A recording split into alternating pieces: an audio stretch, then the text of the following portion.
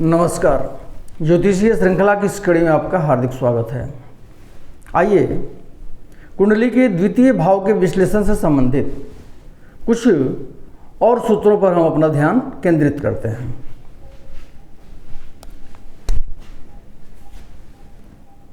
यदि चंद्रमा द्वितीय भाव में स्थित हो और शुक्र से दृष्ट हो, अर्थात धन भावस्थ चंद्रमा पर शुक्र की पूर्ण दृष्टि पड़ रही हो तो वैसा जातक धनाढ्य होता है।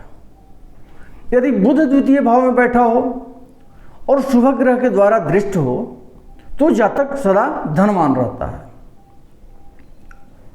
अब इस स्थिति में यह स्मरण रखना चाहिए कि धन भाव में स्थित ग्रह और उसका दृष्टा ग्रह अर्थात जो उसको देख रहा है, ये दोनों जितना बलवान होंगे उतना ही अधिक शुभ फल जातक के लिए होगा। अगला सूत्र है कि जन्म कुंडली में धनेश जहां बैठा हो उस राशि या भाव की दिशा में अपनी दशा अंतर्दशा में जातक को धन लाभ कराता है। हम जानते हैं कि प्रत्येक राशि की एक निर्धारित दिशा होती है, प्रत्येक भाव की भी एक निर्धारित दिशा होती है। तो इसमें कहा गया है कि धनेश जहां बैठा हो अर्थात जिस भाव में बैठा हो और जिस राशि में बैठा हो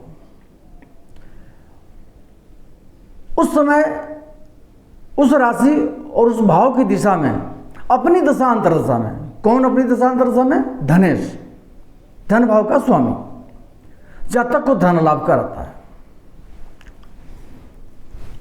यदि धनेश वक्री हो तो अपनी दशा अंतर्दशा में सभी दिशाओं में जातक को अर्थ लाभ कराता है। कुंडली में दिग्बली ग्रह जो होता है, जो धन प्रदाता ग्रह है, यदि वह दिग्बली है तो वह जातक को अपनी दिशा में ले जाता है और उसको समृद्ध करता है।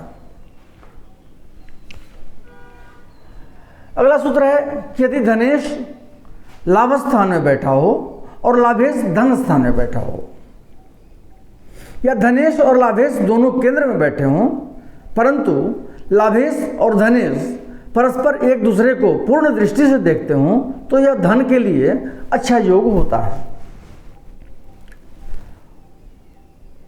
धनेश और लाभेश की दो स्थितियां यहां बताई जा रही हैं। धनेश लाभ स्थान में बैठा हो और लाभेश धन स्थान में बैठा हो, अर्थात लाभेश जिसको एकादशेश बोलते हैं, लाभेश और धनेश आपस में स्थान परिवर्तन कर रहे हों, पहली स्थिति। और दूसरी स्थिति क्या है कि या तो धनेश और लाभेश दोनों लग्न से केंद्र में बैठे हों परंतु लाभेश और धनेश परस्पर एक दूसरे को पूर्ण दृष्टि से देखते हों। दोनों धनेश और लाभेश केंद्र में बैठे हों लग्न से और एक दूसरे को परस्पर पूर्ण दृष्टि से देखते हों तो यह योग धन के लिए अच्छा योग होता है। दोनों में से कोई भी स्थिति बनती है तो।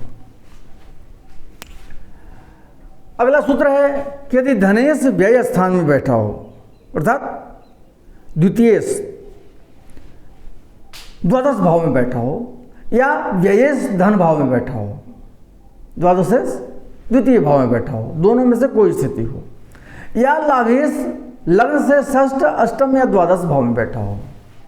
लाभेश अर्थात एकादशेश लग्न से त्रिक भाव में, षष्ठ में, अष्टम में या द्वादश भाव में बैठा हो तो ऐसी स्थिति में जातक का धन का नाश होता है। ग्रह की तीन स्थितियां बताई जा रही हैं। व्ययेश लाभ स्थान में बैठा, धन स्थान में बैठा हो, या धनेश व्यय स्थान में बैठा हो, या लाभेश लग्न से त्रिक भाव में षष्ठ अष्टम या द्वादश भाव में बैठा हो तो यह जो है सो इस स्थिति में जातक के धन का नाश होता है। द्वितीय भाव के विश्लेषण से संबंधित कुछ और सूत्रों का अध्ययन हम अगले वीडियो में करेंगे। नमस्कार।